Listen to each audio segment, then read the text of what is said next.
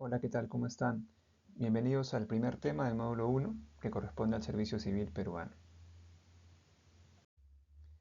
Bien, para comprender plenamente de qué va la reforma del servicio civil en el país, es importante que partamos del concepto del servicio civil, que se entiende por servicio civil. En este módulo, en esta parte del módulo 1, vamos a justamente abarcar ese principal y clave concepto.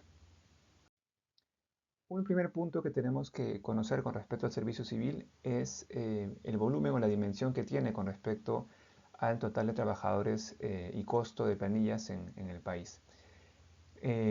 Sobre el costo, en primer lugar, podemos observar en la lámina que la planilla pública del 2022 tenía un costo total entre personal activo, pensionistas y otros gastos vinculados de más de 85 mil millones de soles, lo cual, como pueden apreciar, es un monto considerable si lo tomamos como porcentaje del PBI, cerca del 9%.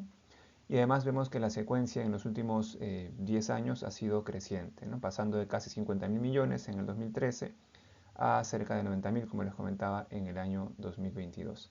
¿Qué implica esto? Que el volumen de trabajadores que conforman el servicio civil en el Perú es importante en cuanto a términos de costo, tanto si lo vemos como costo específico en soles, como también como porcentaje del PBI del país. Respecto a este punto, una segunda idea importante es que podemos ver que el costo de la planilla pública representa con respecto al global del presupuesto público que tenemos en el país anualmente más o menos un 42% a la fecha. Y ese porcentaje ha sido el mismo o muy cercano durante los últimos 10 años. ¿Qué quiere decir esto? Que el total de fondos que tenemos en el Estado peruano para realizar función pública, ¿no? La mitad aproximadamente, o el 40%, se destina al pago de planillas, ¿no? Por tanto, a nivel de volumen de gasto, no solamente con respecto al PBI, sino también con respecto al presupuesto global que tenemos en el país para la gestión pública, es importante el peso que tiene el gasto en el personal, de ahí que sea clave que este presupuesto sea bien utilizado. Ahora bien, en cuanto a la distribución de los servidores, tomando en cuenta el gasto que hemos comentado, podemos apreciar que casi están a la par el nivel regional con el nivel nacional de gobierno en cuanto a porcentaje de gastos con respecto al total del presupuesto público destinado a planillas. Y una parte también importante pero menor corresponde al gasto del nivel local. Lo otro también que hay que tomar en cuenta es que a nivel ya de personas, ¿no? Ocurre algo similar. Del 1,5 millones de servidores que somos en total aproximadamente, una buena parte está en el nivel nacional, una muy similar, incluso un poquito más grande, está en el nivel regional y el restante está en el nivel local, ¿no? Lo que quiere decir que el peso que hay que darle al nivel regional con respecto al volumen de trabajadores en el país es importante y por tanto no hay que enfocar únicamente la reforma, los esfuerzos de reforma en lo que usualmente se hace, que es el nivel nacional de gobierno. Bien, ¿y cómo están distribuidos los trabajadores en el sector público? Básicamente hablamos de dos grandes bloques en primera instancia, el bloque administrativo y el bloque de carreras especiales. El bloque administrativo es aquel conjunto de servidores que desarrollan labores administrativas. El de carreras especiales corresponde a aquellos servidores que pertenecen a una carrera justamente que se diferencia del régimen administrativo porque tiene particularidades, ¿no? Por la naturaleza, por la función que desarrollan, por el objetivo que buscan. En el régimen de carreras especiales tenemos, por ejemplo, a docentes, enfermeras, tenemos a médicos, tenemos a militares, entre otros grupos que por su función, digamos, requieren una regulación especial con características particulares para que se puedan gestionar correctamente. En el lado administrativo tenemos, como decíamos, el conjunto de servidores que desarrollan funciones más estándar a nivel administrativo.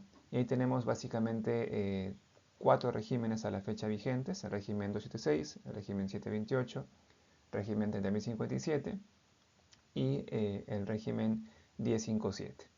Pero además tenemos en el Estado peruano otro conjunto de regímenes o formas de vinculación, ¿no?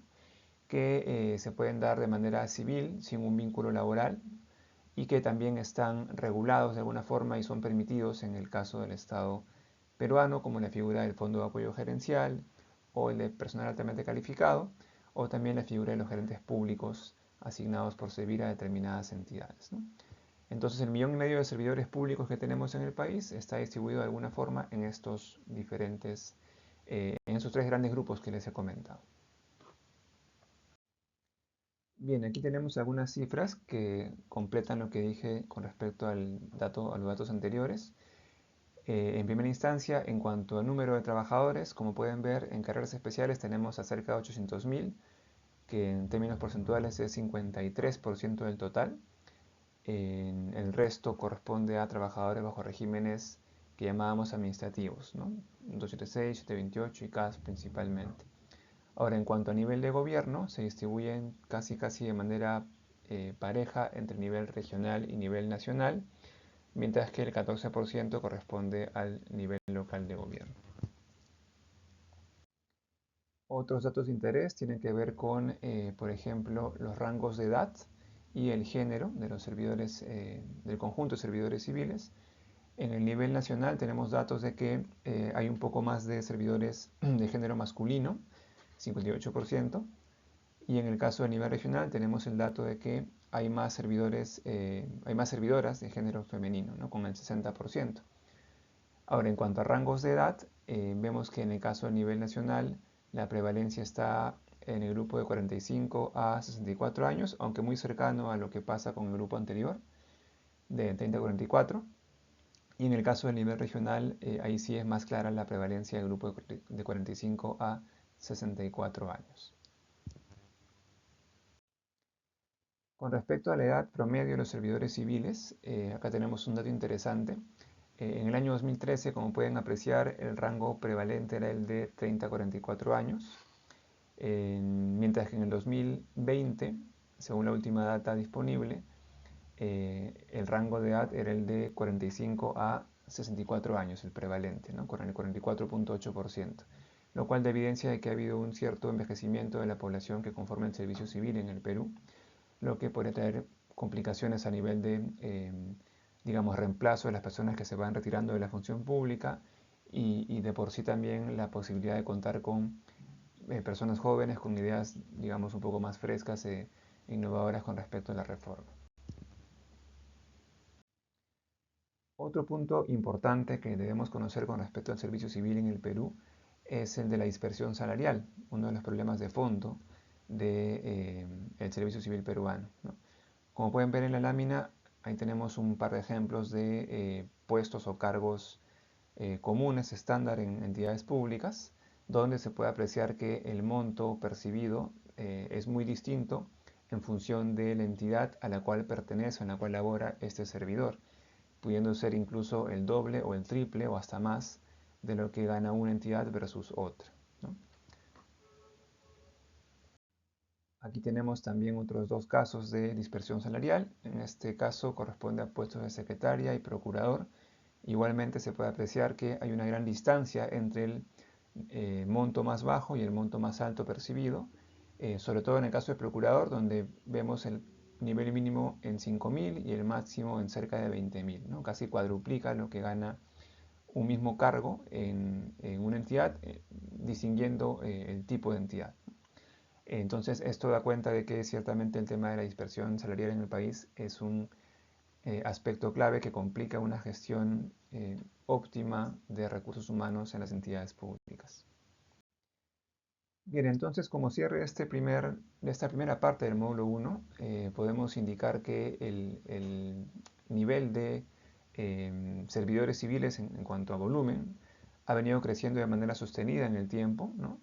Y además vemos que la concentración ha estado principalmente o está principalmente entre el nivel regional y el nivel nacional de manera muy similar.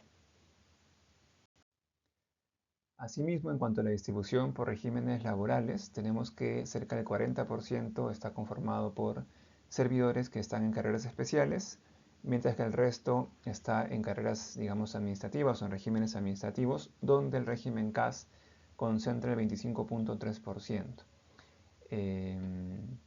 Además de ello, también los CAS a nivel de costo son un grupo importante, representando el 21,1% del costo total de la planilla pública.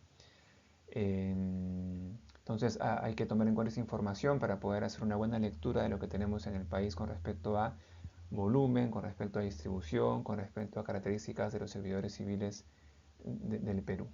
Bien, entonces con eso cerramos esta primera parte de este módulo 1 y los invito a revisar el material que corresponde a esta sesión y a ahondar en los temas que se han podido ver en esta videoclase.